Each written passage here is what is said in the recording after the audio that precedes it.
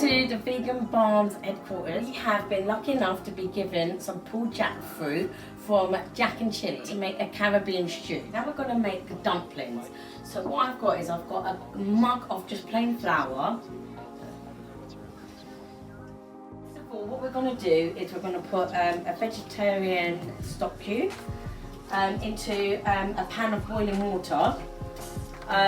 And let that sizzle up. Then what we do is we get some turmeric. We call it haldi in Hindi. Pop a bit of turmeric in there.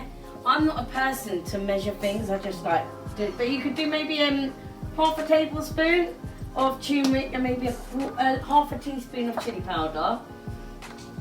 And then you get the soy sauce and you just pop a bit of that in, maybe 2 tablespoons.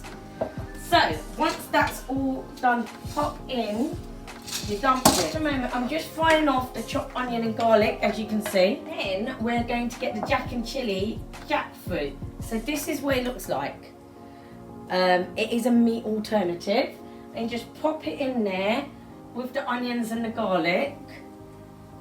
And then I'm adding the potatoes to the dumplings. You just add the water. So we're going to let that cook down for a bit.